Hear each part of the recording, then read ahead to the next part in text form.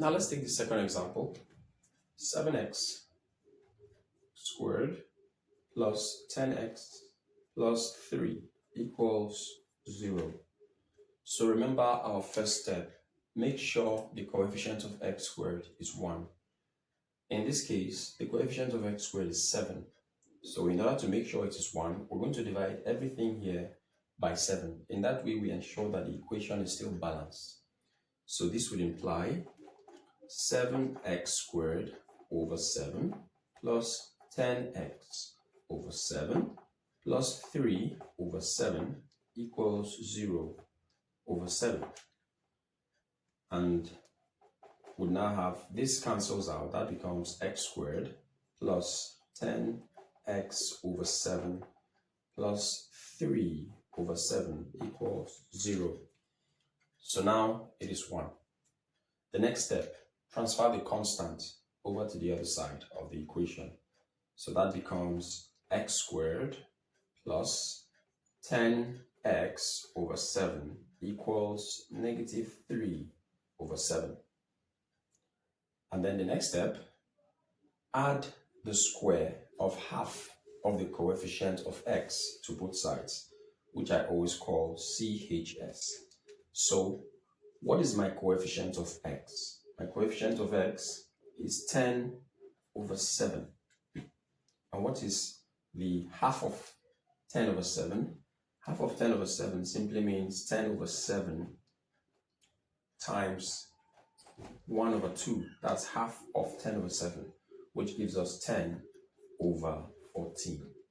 And what's the square of 10 over 14? The square of 10 over 14 is 10 over 14 all squared. As simple as that. Okay, so I can decide to reduce this, and that would become 5 over 7. So half of 10 over 7 is 5 over 7. So the square of it is 5 over 7 all squared. So I simply divided both sides by 2, and that gave me 5 over 7. So I'm going to add this to both sides of this equation, and that becomes x squared plus 10x over 7 plus, open a bracket, 5 over 7 all squared equals negative 3 over 7 plus 5 over 7 all squared. Okay, so from this point, I'm just going to simplify this. Now remember, whenever I get to this point, the left-hand side becomes a perfect square quadratic expression. So all I need to do is just join it up with this one. And that becomes x plus 5 over 7 all squared equals negative 3 over 7 plus, now we could now simplify this, okay? So 5 times 5 is 25, and 7 times 7 is 49. So let's further simplify that. So we are going to now add minus 3 over 7 to 25 over 49 before we transfer the square over to the other side. So let's do this in our rough work. Minus 3 over 7 plus 25 over 49. So what is the LCM of 7 and 49? That's 49. 7 into 49 goes 7 times negative 3 gives us negative 21, plus 49 into 49 once times 25 gives us 25. So 25, negative 21 plus 25 is 4 over 49. Okay, so now that we have that to be 4 over 49, we can go ahead and square both sides. Take the square root of both sides.